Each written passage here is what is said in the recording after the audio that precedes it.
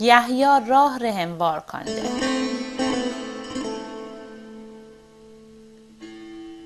در 15مین سال فرمانروایی تیبریوس قیصر، اون زمان که پنتیوس پلاتوس فرماندار یهودیه بیه، هیرودیس حاکم جلیل و ونبرار فیلیپ حاکم ایتوریه و تراخونیتیس، لیسانیوس حاکم آبلینی و هنا و قافیا کاهنان اعظمبینه، کلام خدا در بیابون بر یحیی زکریا ریکا نازل بیه.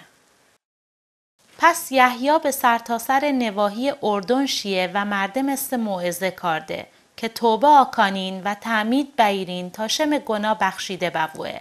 در این باره در کتاب اشعیای نبی بیاموه که صدای اون کس که بیابون دل داد کشنه که راه خدا و آماده آکانین، مسیر ور هموار بسازین، همه دره ها پر و همه کوه ها و تپه ها پست ونه. راه های کج راست و مسیرهای ناهموار هموار ونه. اون لحظه تموم مردم نجات خدا رو وینه.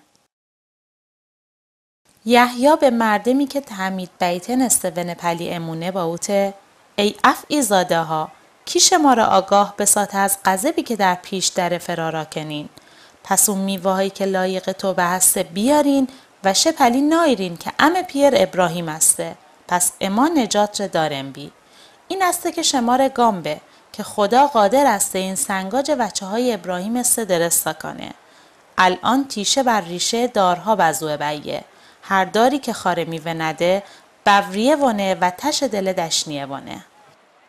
مردم ونجه و پرسینه پس چه کار بنا کنیم؟ یحیی جواب دا اون که ده تا جمع دانه اترهاده به اون تا که ندانه و اون که قضا دانه هم این تیا کنه.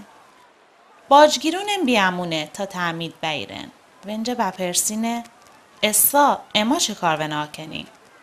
وشونه با اوته از اون چه که قرار استه ویشته مالیات نیرین.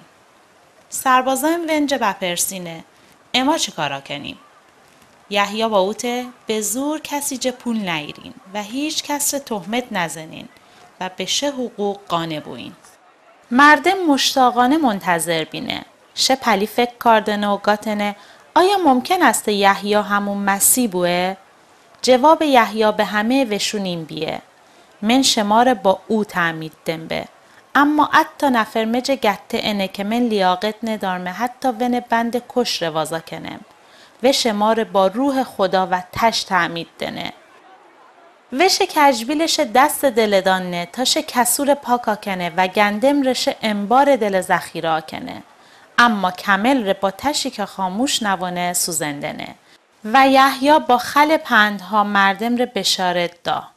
اما وقتی هیرودیس حاکم به خاطر رابطه با هیرودیاشه برار زن و هم کثافتکاریای دیگه که ها کرده بیه از طرف یحیی توبیخ بیه یحیی را زندان دل دم بدا و این تی خطاهای دیگه بر شه خطاها اضافه ها کرده.